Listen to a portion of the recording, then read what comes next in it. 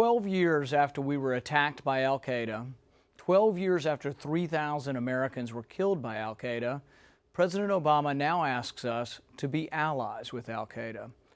Americans, by a large majority, want nothing to do with the Syrian civil war. We fail to see a national security interest in a war between a leader who gasses his own citizens and Islamic rebels who are killing Christians. There's no clearly defined mission in Syria, no clearly defined American interest. In fact, the Obama administration has specifically stated that no military solution exists. They have said that the war will be unbelievably small and limited. To me, that sounds like they are pre-announcing that the military strikes will not punish Assad personally or affect regime change. And this is a question that President Obama should have to answer. Why are we still at war in Afghanistan? What is the U.S. objective? What's the U.S. mission? And why are we bombing anybody in Afghanistan? I think we had a clear-cut mission after 9/11, but that's been long gone for many years now. And I think really that the Afghans need to step up and defend themselves, but there's no reason for the U.S. to be involved there at all at this point. And tragic accidents will happen when you're involved with war, but I don't see why we're still involved in Afghanistan. The argument is if the U.S., the NATO allies, were to completely pull out, it would be a disaster. The Taliban potentially could take over, and Afghanistan would be back to where it was before 9/11. Well, I guess my question would be why? We've given them billions and billions of dollars. We've spent more in Afghanistan than we did in the Marshall Plan. Why can't they defend themselves after a decade? Will we have to defend them in perpetuity? No, I don't think we should have perpetual war over there. And I think often people will not stand up and defend themselves if we're doing the defending. So they are doing more of the ground activity, but I think their entire defense, minus maybe some armaments and some support, but really we should not be at war in Afghanistan. They should be able, after a decade or more, to defend themselves. So you basically want what you've described in the past to me as a non-interventionist policy. You're not an isolationist, but you want to be really careful about the U.S. getting involved in places like Afghanistan, Iraq, Syria, other international hotspots. Let's also realize from history how we got to this point. Saddam Hussein, once he was toppled, made Iran stronger. Iran and Iraq are now allies. They're also allies with Syria. Now they're allied with Russia. So I would argue that the Iraq war was a mistake, and it actually enabled Russia to become stronger in the region. And that's what we need to think about before we topple another dictator. What are the unintended consequences of toppling dictators in the Middle East? I've been saying this for several years now. In 2013, when we first went in, I said, you're going to give arms to the allies of al-Queda, to radical jihadists? That's crazy. But the other thing I said is the great irony is you'll be back fighting against your own weapons. Had Assad been bombed when he used chemical weapons 2 years ago, ISIS would be in charge of all of Syria now. We have to have a more realistic foreign policy and not a utopian one where we say, oh, we're going to spread freedom and democracy and everybody in the Middle East is going to love us. They're not going to love us. For far too long, we have been involved in wars, police actions, nation building, and conflicts that are done without proper authority. And I believe we are worse off for it, and we are less safe as a result. Currently, we are aiding and abetting a conflict that has killed tens of thousands, displaced hundreds of thousands, and has nearly 17 million people on the edge of starvation. Where is this? The answer is Yemen. Most Americans would have trouble finding Yemen on a map. I'm confident most wouldn't know of our involvement in their civil war. Your government is there without your permission, with your tax dollars and weapons of war. It matters if we follow the Constitution and have Congress initiate war. It matters if we have a debate about what is in our national interest. It matters if we debate whether something makes us more or less safe.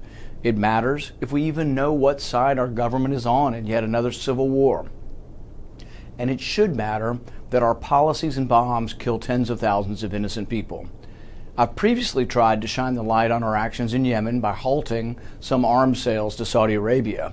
This is important because this is how we are involved in Yemen, in a partnership with the Saudis. Much like Libya and Syria, we are acting in a baffling way that does not serve our interests. The Saudis have a proxy war in Yemen with Iran, and we've been sucked into it. There is no good guy in this, and we shouldn't act like there is. Saudi Arabia finances terror and radical Islamist teaching around the world. Iran has funded Hezbollah and supports their own terror networks around the region. Neither country has our best interests in mind. We should learn from our mistakes and not back one group supporting radical terror against another one doing the same. We must stop being co-conspirators in the deaths of innocent people. We should begin by fully debating and voting on war and returning to a constitutional foreign policy. The territory ISIS once held in Syria, the so-called caliphate, has been reduced to just a few pockets. I want to get out. I want to bring our troops back home. I want to start rebuilding our nation. President Trump stunningly declaring victory over ISIS in Syria while ordering U.S. troops to return home. The president just moments ago tweeting this. Does the USA want to be the policeman of the Middle East, getting nothing but spending precious lives and trillions of dollars, protecting others who, in almost all cases, do not appreciate what we are doing? Do we want to be there forever? Time for others to finally fight. Too bad the enemy wants to fight us here. Defense officials say they will try to get all troops out of Syria within 30 days. I'm proud of the president today to hear that he is declaring victory in Syria. Most of the voices around here like to stay everywhere for all time, and they believe that it doesn't work unless you go somewhere and stay forever.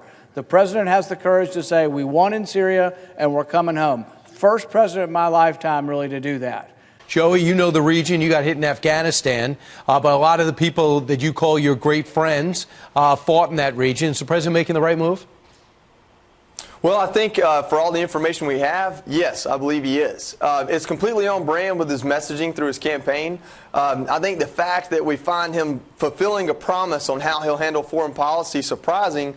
I find that a little bit reassuring compared to the unsurprising way that Bush and Obama kind of gave us these haphazard, ambiguous reasons for staying in war. If the reason for having troops in Syria is because we're worried about Iran and Russia, then quite frankly, strategically, by the generals, we should take that fight to Iran and Russia instead of fighting another proxy war like we did in Vietnam.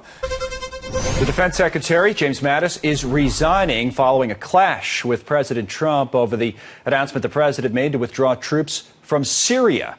This is the culmination of a couple of years of disagreements on some policy issues between the president and General Mattis. Even General Mattis said that there's no military solution to Syria, and he's also said there's no military solution to Afghanistan. How do you think our young soldiers feel? I have members of my family that are going over there soon. How do you think they feel being sent to Afghanistan when your generals are saying there's no military solution? So I think the burden is really on Mattis and others who want perpetual war to explain why, if there is no military solution, we're sending more troops. Although it's the responsibility and the nature of generals to see an enemy, a threat, and to want to attack it in its infancy or in its retreat, we understand that, but it's also the responsibility of politicians to see past the X's and O's. Is there a large group of Americans clamoring for more fruitless wars in the Middle East? Probably not. On the other hand, they don't care what you think. You assume this was democracy? You thought we had civilian control of the military? What are you, a Russian agent? Unelected generals and think tank staffers make those decisions, and any president who stands in their way must be removed. Well, there's so many foolish things this man has done, but this ranks pretty high. A decision that is dangerous, and a decision that is a Christmas present to Vladimir Putin. He's struck a blow for the American people against the warfare state. I think this is a decision that is against sound military advice. What you have done, in my view, is set us back. We're not the policemen of the world. I understand that. But we are the glue that holds this world together. So this decision is a disaster on multiple fronts, and I hope it can be changed.